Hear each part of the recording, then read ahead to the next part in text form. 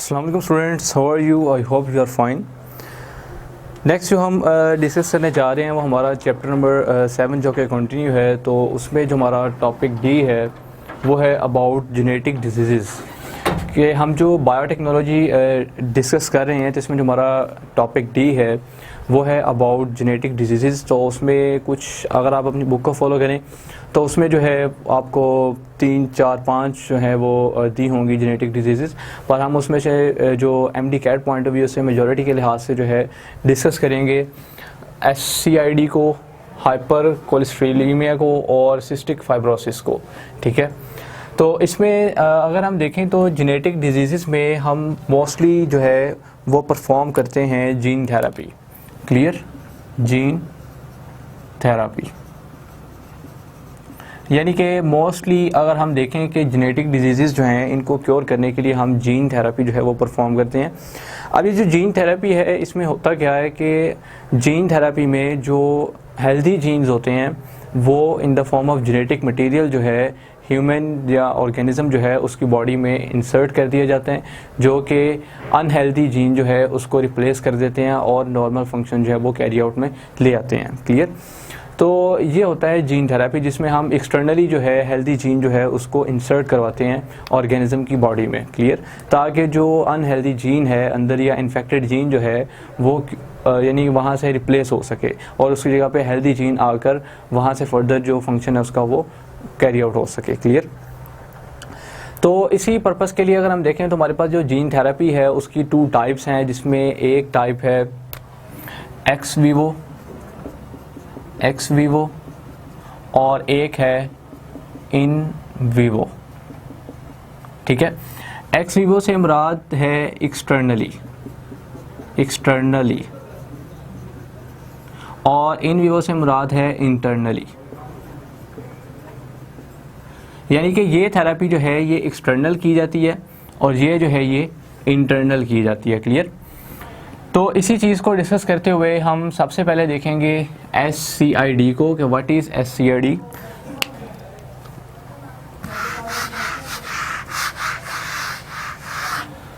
तुम्हारे पास सबसे पहले जो डिसऑर्डर है वो है swear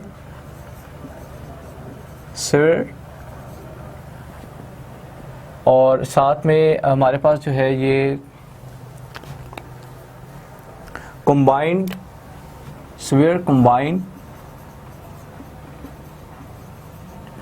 immuno deficiency syndrome. Clear? ये इसका जो है कंप्लीट नेम है डिजीज़ का, severe combined immuno deficiency syndrome. तो इस चीज़ को हम डिस्कस करेंगे। तो ये इस किस्म की डिजीज़ है जो मोस्टली अगर आप देखें तो मेजॉरिटी के लिहाज से चाइल्ड जो हैं उनमें ज़्यादा तौर पर होती है ये। क्लियर? तो इसमें हम जो है जीन थेरेपी के ज़रिए इसको ट्रीट करते हैं। अब हम सबसे पहले तो ये देखेंगे कि जो severe combined immuno deficiency syndrome है इसमें है क्या, ये डिज़ीज़ क्या है। जैसे कि इम्यूनो डेफिशिएंसी, यहाँ से आपको पता चल रहा है कि इसमें इम्यून सिस्टम जो है उसकी डेफिशिएंसी हो जाती है, यानी कि इसमें भी अटैक होता है इम्यून सिस्टम पे, जिसकी वजह से इम्यून सिस्टम जो है वो अपना वर्क परफॉर्म करना बहुत स्लो डाउन कर देता है। ठीक है, जिसकी वजह से इम्यूनिटी लॉस हो जाती है। अब हम अगर देखें तो इस डिजीज़ में होता क्या है, हमारी बॉडी में मौजूद होता है एक एंजाइम। ये एंजाइम कौन सा है? ये एंजाइम है जिसे हम शॉर्ट वर्ड में ADA भी कहते हैं। ठीक है, लाइक जैसे कि एडिनोसिन डीअमाइनेज। ठीक है जी, ये एंजाइम होता है हमारी बॉडी में। जब इसकी डेफिशिएंसी हो जाती है, क्लियर, इस एंजाइम की डेफिशिएंसी की वजह से ये डिज़ीज़ जो है वो अकर होती है severe combined immuno deficiency syndrome. अब हमने ये देखना है कि ऐसा होता क्यों है। क्लियर? याद रखें कि जो ये डिज़ीज़ है severe combined immuno deficiency syndrome, ये डिज़ीज़ जो है ये जेनेटिक डिज़ीज़ है। ठीक है, और इसके साथ साथ अगर आप देखें तो आपको ये पता चल रहा है कि जेनेटिक तो है ये, और इसके अलावा अगर आप देखें तो क्योंकि जीन्स जो होते हैं ये स्पेसिफिक एंजाइम्स की प्रोडक्शन में इन्वॉल्व होते हैं, तो क्योंकि ये भी एक एंजाइम है तो इसके लिए भी एक स्पेसिफिक जीन होगा। तो इस एंजाइम की प्रोडक्शन के लिए जो स्पेसिफिक जीन होगा वो लोकेट करेगा क्रोमोसोम नंबर 20 पे, क्रोमोसोम नंबर 20 पे। क्लियर? यानी ये क्रोमोसोम नंबर 20 है, उसके ऊपर जो जीन लोकेट करेगा वो किस एंजाइम की प्रोडक्शन के लिए होगा, इस एंजाइम की प्रोडक्शन के लिए, एडिनोसिन डीअमाइनेज। क्लियर? तो क्रोमोसोम नंबर 20 से आपको पता चल गया कि ये जो डिजीज़ है ये ऑटोसोमल है, ऑटोसोमल डिजीज़। क्लियर? क्योंकि यहाँ पर जो ये क्रोमोसोम नंबर 20 है ये ऑटोसोमल है, ठीक है, ऑटोसोम है। तो क्योंकि इसमें सेक्स क्रोमोसोम इन्वॉल्व नहीं है तो ये ऑटोसोमल जेनेटिक डिजीज़ में आती है।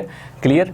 तो इसमें आपने ये याद रखना है कि जो इस एंजाइम के प्रोडक्शन के लिए जो जीन्स है जिसमें सारी इन्फॉर्मेशन होती है इस एंजाइम के कोड के लिए, तो वो है क्रोमोसोम नंबर 20 पे लोकेट होता है, ठीक है, और क्रोमोसोम नंबर 20 की वजह से ये ऑटोसोमल है। क्लियर?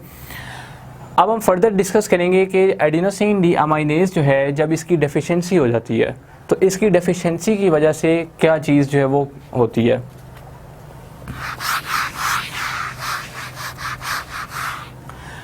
लाइक फॉर एग्जांपल के एडिनोसिन डीअमाइनेज जो है इसकी बहुत ज़्यादा डेफिशिएंसी हो गई है।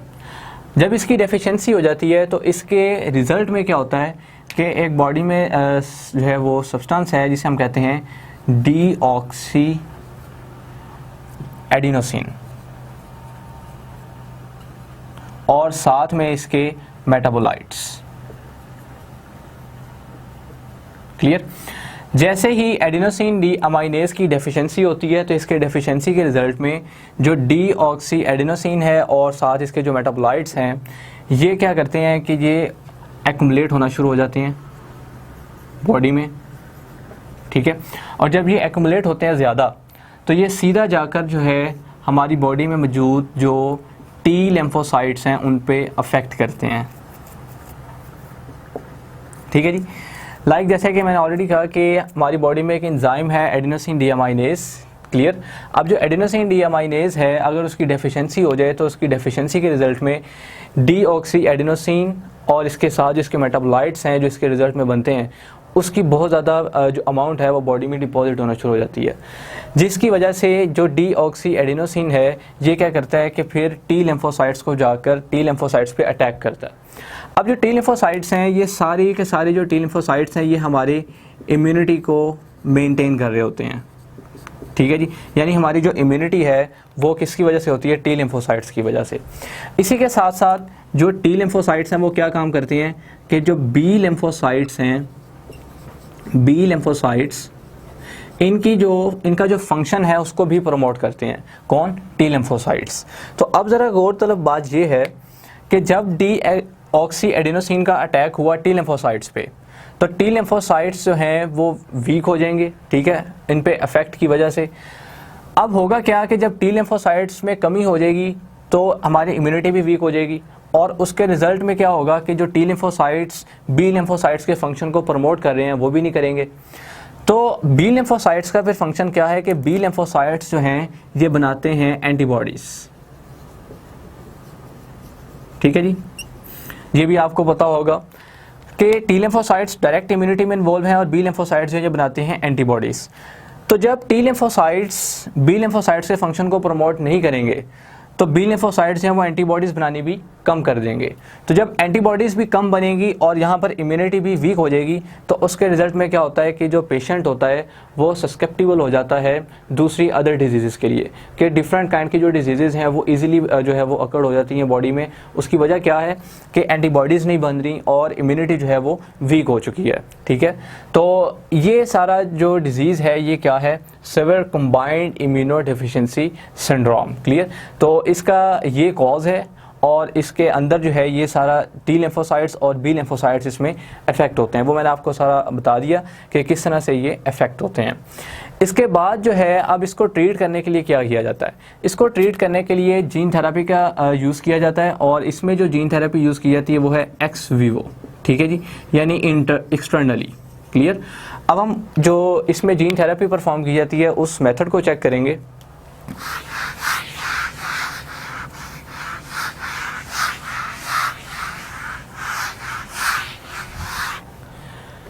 याद रखें कि जीन थेरेपी जो है इसमें हम वेक्टर का इस्तेमाल करते हैं, स्पेशली किसमें, एक्स विवो जो होती है, ठीक है जी, इसमें हम वेक्टर का इस्तेमाल करते हैं। वेक्टर जो है हम उस चीज़ को बोलते हैं जो यूज़ होता है किसी चीज़ को दूसरी जगह पर ट्रांसफ़र करने के लिए, ठीक है।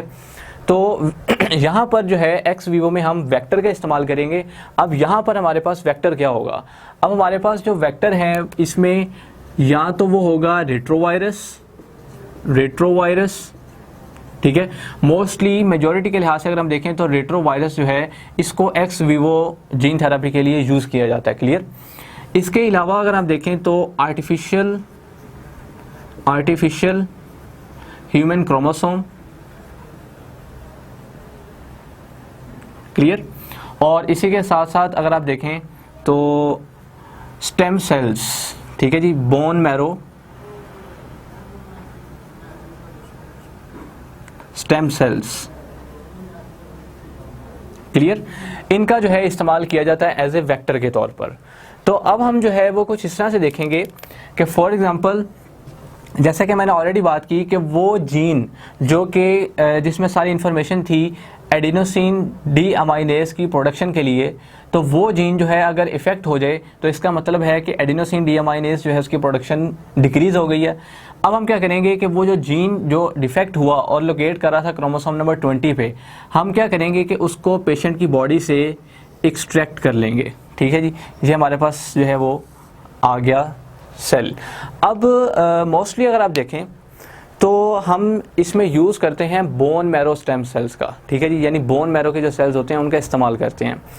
तो हम लेते हैं बोन मैरो स्टेम सेल्स को। अगर आप डायग्राम को फॉलो करें, पेज नंबर 215 पे आपकी जो सेकेंड ईयर की बायो की बुक है तो उस पर बनी हुई है कि जो पेशेंट की जो आर्म है वहाँ से डिफेक्टिव जीन को लिया, ठीक है, और ये जो था हमारे पास हमने किस लिया, बोन मैरो स्टेम सेल्स जो है वो बॉडी से रिमूव किए जाते हैं। अब बोन मैरो स्टेम सेल्स को ही लेना जो है वो क्यों ज़रूरी है, उसकी वजह यह है कि मेजॉरिटी के लिहाज से अगर हम देखें तो हम बोन मैरो स्टेम सेल्स को लेते हैं, ठीक है। उसकी वजह यह है कि जब हम इसको इंसर्ट करते हैं या बोन मैरो स्टेम सेल्स जो हैं ये रैपिडली डिवाइड करते हैं और इनसे न्यू सेल्स बनते हैं, लाइक इनसे सेवरल सेल्स बन जाते हैं, लाइक जैसे कि वाइट ब्लड सेल्स हैं, आरबीसीज हैं। तो ये डिफरेंट काइंड के सेल्स जो हैं वो इनसे फिर फर्दर आगे ओरिजिनेट होते हैं। तो इस वजह से हम बोन मैरो स्टेम सेल्स का इस्तेमाल करते हैं, क्लियर। तो बोन मैरो स्टेम सेल्स जो हैं इसमें से हम जो है पेशेंट की बॉडी से इसको एक्सट्रीट करेंगे, ठीक है, और इसके अंदर होगा डिफेक्टिव जीन। अब होता क्या है कि हम फिर इस्तेमाल करते हैं रेट्रोवायरस का। अब रेट्रोवायरस का हम इस्तेमाल क्यों करते हैं, क्योंकि हमने नॉर्मल जीन जो है उसको इंसर्ट करना होता है। तो लाइक फॉर एग्जांपल जैसे कि हमने ये क्या किया कि ये जो हमने लिया स्टेम सेल, इसके अंदर ये हमारे पास मौजूद था डिफेक्टिव जीन, ठीक है जी, ये हमारे पास क्या है, डिफेक्टिव जीन, क्लियर। अब हम क्या करेंगे कि हमारे पास जो है एक तो एक ऑलरेडी सेल मौजूद है, ठीक है, जैसे कि अगर आप बुक को भी फॉलो करें तो आपका फर्स्ट स्टेप यही है। अब सेकेंडली हम क्या करेंगे कि ये हमारे पास डिफेक्टिव जीन मौजूद है, हम क्या करेंगे कि जो रेट्रोवायरस है, रेट्रोवायरस, ठीक है, उस रेट्रोवायरस को जिसमें कि नॉर्मल जीन मौजूद होगा इन्फेक्ट करवा देंगे किधर, स्टेम सेल को, यानी कि स्टेम सेल को हम फिर इन्फेक्ट करवाएंगे किससे, रेट्रोवायरस से। अब जो रेट्रोवायरस है इसके ज़रिए हम नॉर्मल जीन जो है वो इंसर्ट करेंगे किसमें, जो हमारे पास स्टेम सेल है जिसमें डिफेक्टिव जीन मौजूद है, ताकि हम इस डिफेक्टिव जीन को रिप्लेस करके नॉर्मल जीन जो है वो प्रोड्यूस कर सकें, क्लियर।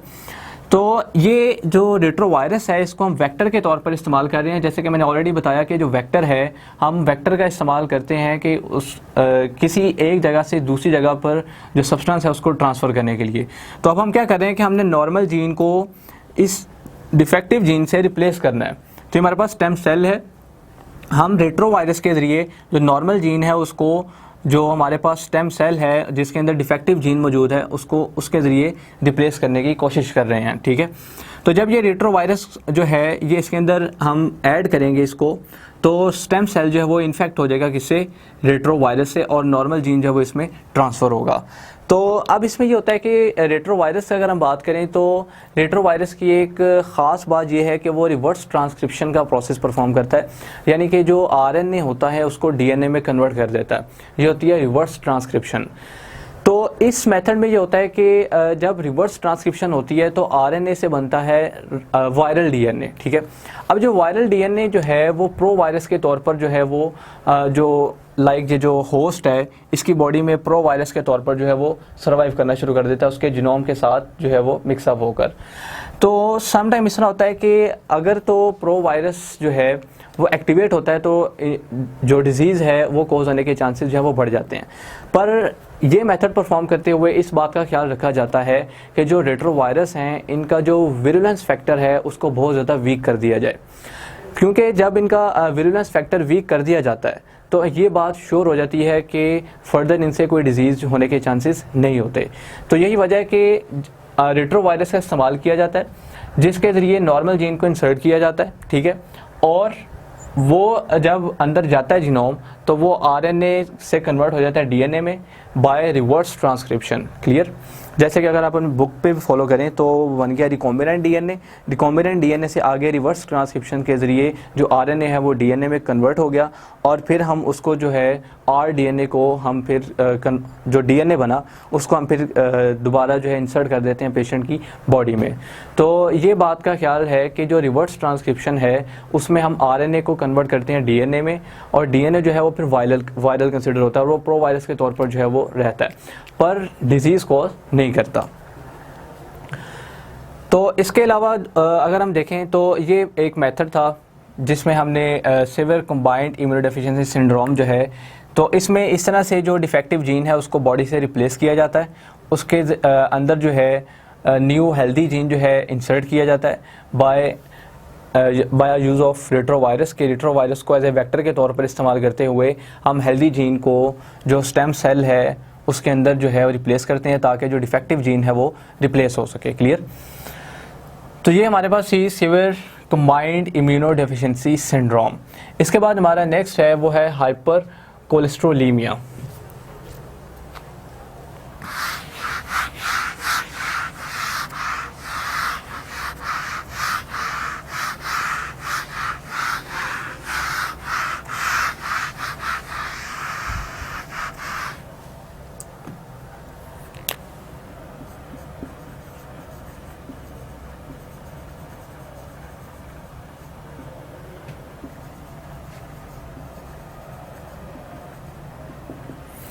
ओके, अब हम ये देखें हाइपर कोलेस्ट्रोलीमिया। तो इसमें थोड़ा सा आप इसका नेम को समझ लें कि हाइपर जो है इसका मतलब है हाई और कोलेस्ट्रोलीमिया से मतलब है कोलेस्ट्रोल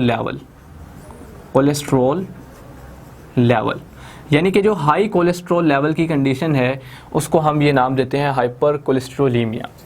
अब होता क्या है कि इसमें जो हमारे पास लीवर है, ठीक है जी, लीवर जो होता है इसमें रिसेप्टर्स होते हैं।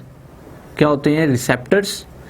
रिसेप्टर्स जो हैं ये स्टिमुलस को एक्सेप्ट करते हैं, यानी किसी भी चीज़ को एक्सेप्ट करने के लिए जो ऑर्गन में रीजन्स मौजूद होते हैं वो क्या होते हैं? रिसेप्टर्स। तो हमारा जो लीवर है इसके अंदर होते हैं रिसेप्टर्स।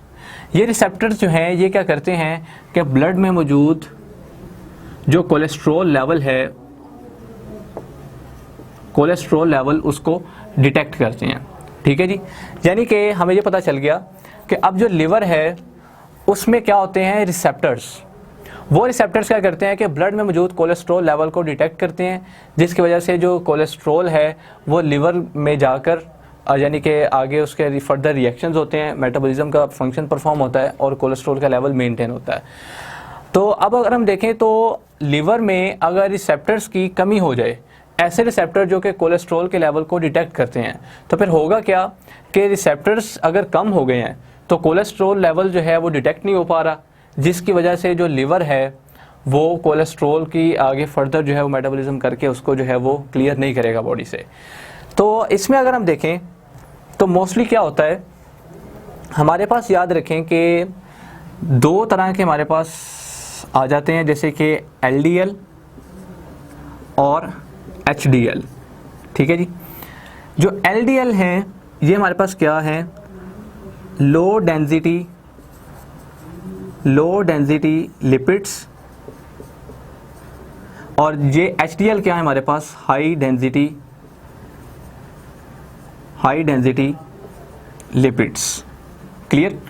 याद रखें कि लो डेंसिटी लिपिड्स जो हैं इनको कंसिडर किया जाता है बैड लिपिड्स, बैड, और हाई डेंसिटी लिपिड्स जो हैं इनको गुड कंसिडर किया जाता है, ठीक है, गुड फॉर हेल्थ।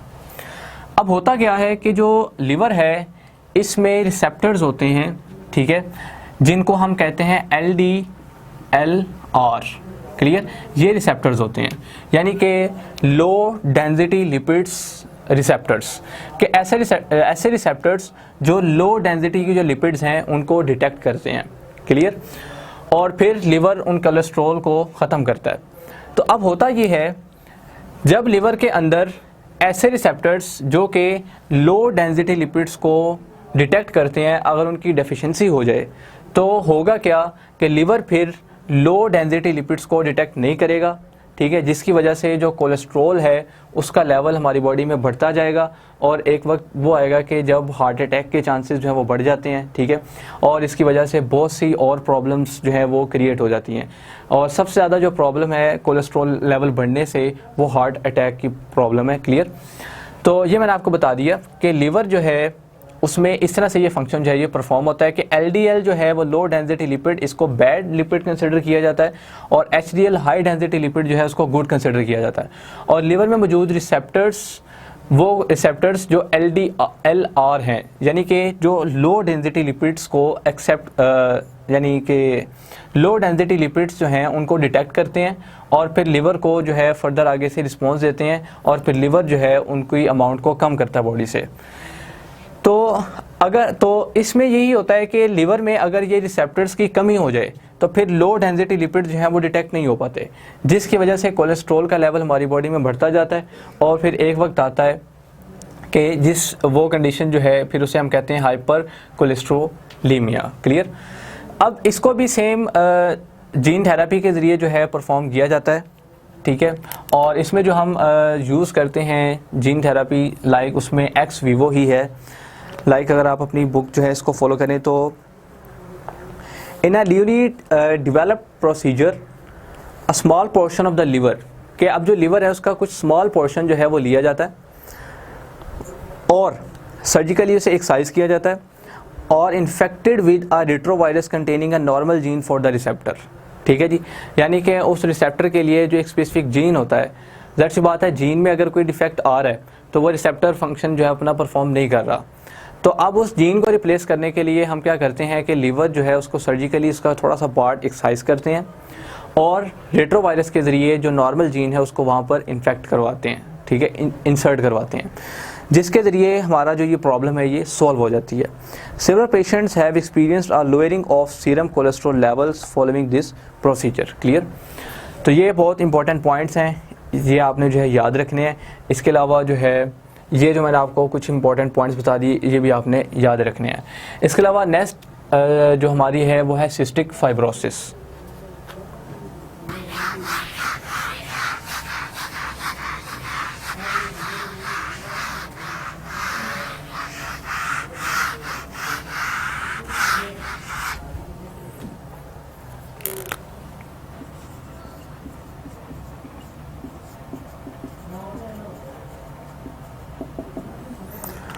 ओके जी, अब हम देखेंगे सिस्टिक फाइब्रोसिस को। याद रखें कि सिस्टिक फाइब्रोसिस जो है it is also a genetic disease है और ये है ऑटोसोमल रिसेसिव।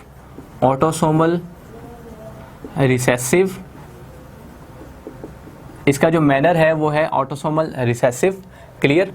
इसके अलावा इसमें जो जीन इफेक्ट होता है, ठीक है, इसमें जो जीन इन्फेक्ट होता है, इन्फेक्टेड जीन जो होता है वो लोकेट करता है क्रोमोसोम नंबर 7 पे, क्रोमोसोम नंबर 7 पे। क्लियर। ये इसके बहुत इंपॉर्टेंट पॉइंट्स हैं जो आपने MD card point of view से याद रखने हैं कि जेनेटिक डिसऑर्डर है, ऑटोसोमल रिसेसिव इसका मैनर है और इसमें जो जीन इन्फेक्ट होता है यानी इसमें जो जीन डिफेक्ट हो जाता है वो क्रोमोसोम नंबर 7 के ऊपर जो है वो पाया जाता है। क्लियर। अब इसमें होता क्या है, इसमें कुछ कंडीशन इस तरह से है कि हमारे पास एक प्रोटीन होती है, बॉडी में एक प्रोटीन है जिस प्रोटीन को हम कहते हैं सिस्टिक फाइब्रोसिस ट्रांसमेम्ब्रेन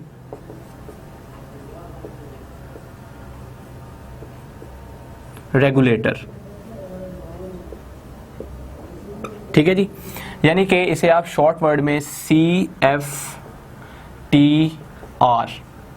ये भी कह सकते हैं। CFTR is a type of protein, ये एक प्रोटीन है।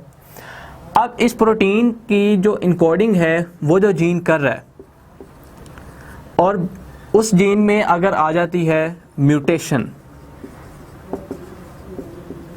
यानी कि जीन की जो दोनों कॉपीज़ हैं जो इस प्रोटीन में, यानी कि जीन जो होते हैं उनमें हर प्रोटीन की मैन्युफैक्चरिंग के लिए एक स्पेसिफिक इंफॉर्मेशन मौजूद होती है। तो इस प्रोटीन के लिए जो जीन होगा, अगर उसमें म्यूटेशन आ जाए तो फिर क्या होगा कि इस प्रोटीन की हमारी बॉडी में डेफिशिएंसी हो जाएगी। ठीक है, तो जब इस प्रोटीन की डेफिशिएंसी हो जाएगी तो उस डेफिशिएंसी की वजह से जो डिसऑर्डर क्रिएट होता है उसको हम क्या कहते हैं, सिस्टिक फाइब्रोसिस। क्लियर? तो ये इसके बहुत इंपॉर्टेंट पॉइंट्स हैं जिनको सबसे पहले जो आपने याद रखना है। ऑटोसोमल रिसेसिव जीन जो है वो लोकेट करेगा क्रोमोसोम नंबर 7 पे।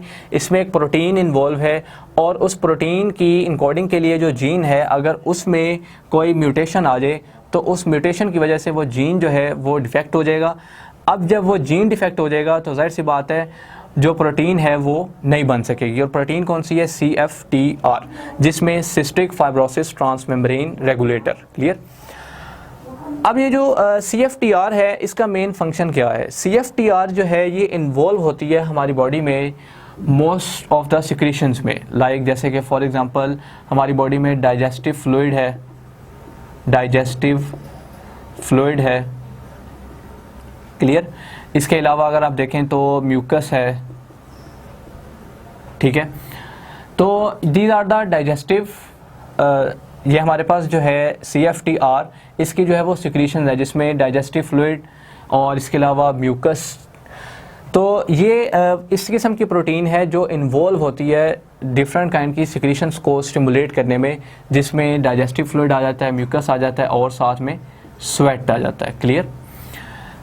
तो अब होता इस तरह से है कि ये जो सिक्रीशंस हैं ये बहुत ज़्यादा थिन होती हैं। ठीक है, यानी ये थिन लेयर्स होती हैं।